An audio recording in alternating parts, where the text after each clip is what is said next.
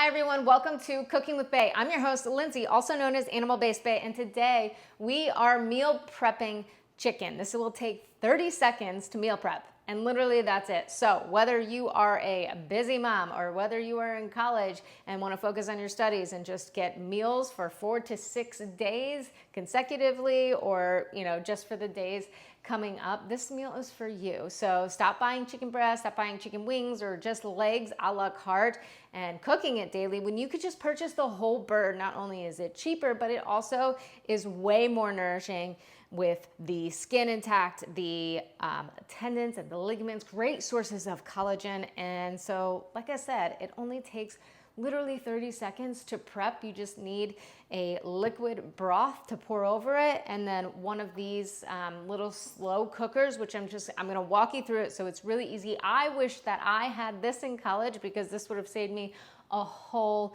lot of time. So I'm excited to show you. Again, very simple recipe, so let's get started. Okay, so here is what I have. It's a slow cooker. This is just a hot plate, right?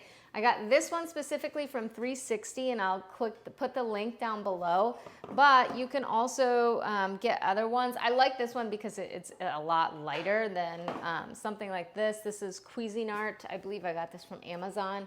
So I love these hot plates because they're travel friendly. You can take it anywhere. I've literally brought it into hotel rooms in my adult life just to to cook in hotel rooms instead of getting just convenient options on the road. When you're traveling, it's just not really healthy food. So these are great options. You can also, maybe figure out a different sort of hot plate option for you as well. And then you'll just need a pot. And this one is a 4-quart for a 4.5-pound bird-ish.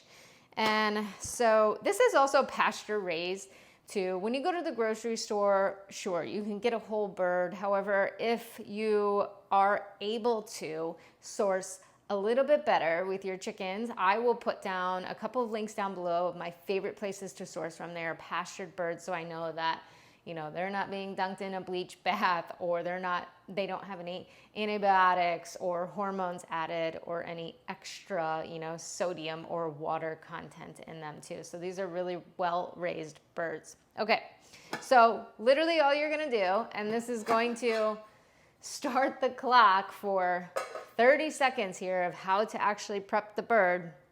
Okay, I will take some salt. I will put it on the bird. And then I'm going to just plop it in the pot.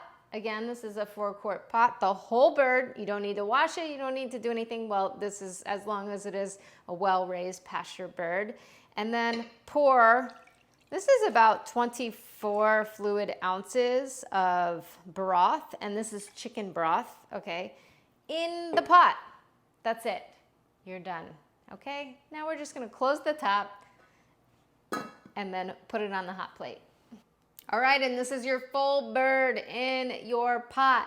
That's it. Literally took me 30 seconds to prep. So now I will put it on my hot plate. Just plop it on here. And the broth, by the way, you can definitely get the store. Chicken broth is just preferred because it's chicken, right? But of course you can use beef broth as well. I typically make my own, so I have broth recipes on my YouTube as well, but you can get something like, I think the cleanest one that I've found was by Bonafide in the grocery store. So if you are doing some shopping in the grocery store, go for that. Otherwise, I can put some links down below as to where I source other chicken broths from too as well. So then if you're using the 360 cookware, literally just put it on medium and close the top. And I think that pretty much all hot plates sort of work the same too. I would start at medium and do about an hour per pound. So this will stay in here for about 4 hours, but I like to check each hour just because every hot plate is different and every bird cooks differently, again, depending on the source and then also how much of the chicken that you actually have. So I'm gonna go ahead and put it on a little bit medium to high actually, so a little bit past that halfway mark, and that's it. Now I'm just gonna leave it and then I'll come back and check on it and then we can go from there. Now, the reason why I'm not adding anything else in there, no seasonings or anything like that, is for a bunch of different reasons. One being, I'm very simple with my food, and I just want to know too where all of my ingredients are coming from. And some seasonings and spices on the shelf are either, old or full of pesticides, or maybe not even the spices. There might be some weird stuff that you find in there. So just knowing all of that, I choose not to use any spices or seasonings. Also for the reasons of, I love, actually, when you do get a really well-raised bird, that flavor is amazing and it doesn't even need any seasonings. So there's that. And then just from a cost perspective, I'd again rather put more money towards buying higher quality meats than just all these other things to almost cover up good, not so well-raised bird, right? So there's that reason. And then also for the chicken, when I'm cooking it, it is such a versatile meat that you can flavor it any different way. So maybe if I didn't want to just have one seasoning for the entire 4 to 6 days, right? Maybe I wanted to mix it up. So I'll show you how I introduce different flavors after the bird is cooked. So things such as maybe I'll do it with scrambled eggs, or maybe I'll do it with a little bit of yogurt and lemon, or maybe honey and some squash. So I'll show you that at the end. Okay, I just wanted to show you that I did flip the bird, and you can kind of ladle that juice there. Yummy.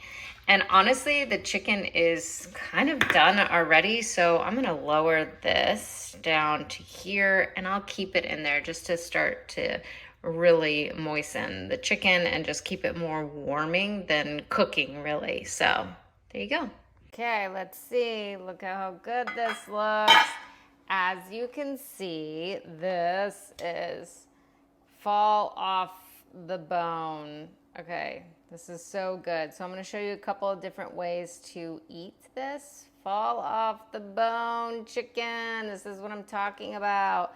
So you can, of course, eat the chicken like this, but then I'll show you different ways to make this a versatile dish. Okay, so here we are. Then about 3 to 5 hours later, you have your chicken and it's ready. Just constantly check up on it every hour and just, fork it and see if it's ready, honestly, because every pot is a little bit different, but I kept mine in for about 4 hours. So that's what you'll do. But you have this beautiful full-on chicken that just, it fell off the bone. And it's falling off the bone coming out of here. So I wanted to show you a couple of different things that you can do with this chicken to, sort of make meals different that don't really add a ton of extra time. But it's just, like I said, it's such a great base to add more flavor. So I actually had a little bit of it this morning, and oh my gosh, it is so good. When you cook a whole chicken, it's just like that, those flavors and whatnot. So of course you can have this meal as a chicken soup. So that's one recipe. I'll come show you how beautiful this looks and super yummy and delicious. Woo, there we go. You could, if you wanted to flavor it, add a little bit of lemon to it. You could also add a bit of honey to it. And of course, salt it. So that's one way, just, basic chicken soup, put it in a thermos to go. Great, it'll stay warm and ready for you. Then another quick recipe to, again, make it taste different. Now, you can also add as many eggs as you want, depending on how big that you want your portion size. But if you take about 2 eggs here, so 1, 2 eggs, then you can mix that up really nicely in the bowl. Literally, this is all it takes to make another meal. You can add some salt to it, of course, boop, and then add your chicken pieces. Now, what I'll do actually is I'll just piece it out just a little bit here, plop it in, boom, boom, okay. Some chicken, depending on how much you want. Of course, you can just Toss it in there. Give it a nice little mix again. Amazing. Whoops. Okay, take the pan that you want to maybe put it in that is oven safe. And you can either grab a little bit of, I'm using tallow here, which is beef fat, essentially. You can use anywhere from, you know, bacon grease to butter to whatever, but I'm just coating my pan so that it's, so that it won't really stick to the pan, because I use non-stick here because I do not believe in Teflon coated pans. They are not good for our health. And they accumulate, and so you can have these forever chemicals in your body, which you really don't want. So then we'll take our mixture. This is our egg and chicken mixture. Come up here and show you. Very simple. Just plop it in there like so. Okay? And then this is it. Now you just place this in the oven at 350, and then you'll have like a nice little tart frittata. And this could, you know, whatever you want. It could be a snack. It could be maybe 2 meals. This would probably be 1 meal for me, but hey, that's why I said you can add more eggs too, and then put it in your refrigerator and then have that as another option. So then set your oven to 350. We'll take that out and show you. Okay, let's check it out. This is the chicken and egg mixture right here. Yes, yummy, yummy. So now another option that I love too, which is fun and flavorful, is obviously you can add your sort of pieces of chicken, however much you want.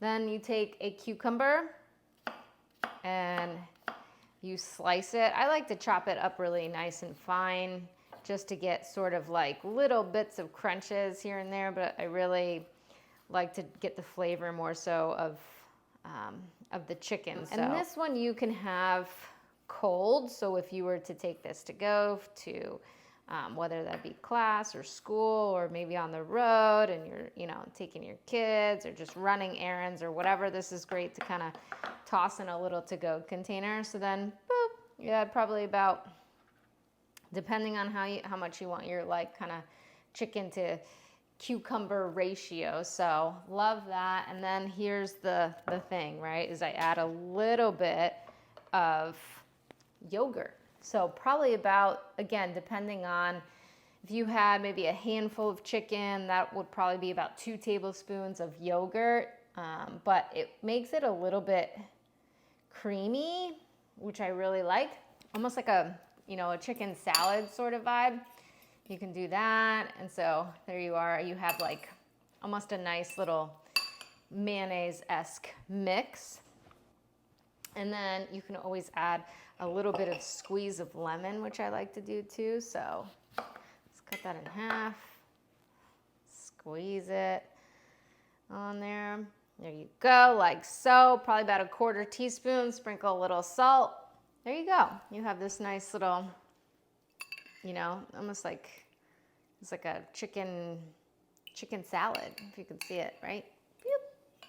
There we go. So that's another way that you can make this meal different. And lastly, I wanted to share that now I eat animal-based here, which means I don't eat vegetables. I pretty much stick to meats, organs, fruits, raw honey, and, you know, raw dairy and things like that. The thing that I like to cook with it too is this is squash. And so squash is a fruit, actually, botanically speaking. In the culinary world, they consider it a vegetable, but it's not. And so I actually put this in the chicken dish where the broth is, because then the broth cooks it. And then you get this sort of like chicken broth flavored squash, which is super amazing. You can drizzle some honey on that too as well. So not only do you get the whole chicken and the meat and the protein from that, but you also now have yielded yourself chicken broth. And so that also extends into more meals as well. I hope that this recipe, you find that this recipe was extremely useful as you are leading busy lives, and this helps you meal prep. So this is such a great option to have food on the go because it'll be in your refrigerator. It'll stay for a while. Once it's cooked, like it'll honestly stay good for a week. I'd probably even eat it beyond a week and whatnot, but that's just me. If I'm just feeding myself, but if you're feeding a family, or maybe, you have friends that you're kind of sharing these meal preps with, then that's great too, but it'll still last you a couple of days. So you can find all of my sources down below and check out the link. And then also, if you're interested in the animal-based diet, please check out the link down below with the animal-based beginner's guide. I hope you found this recipe helpful. Thank you so much for joining me. My name is Lindsay, and this is Cooking with Bae. See you next time.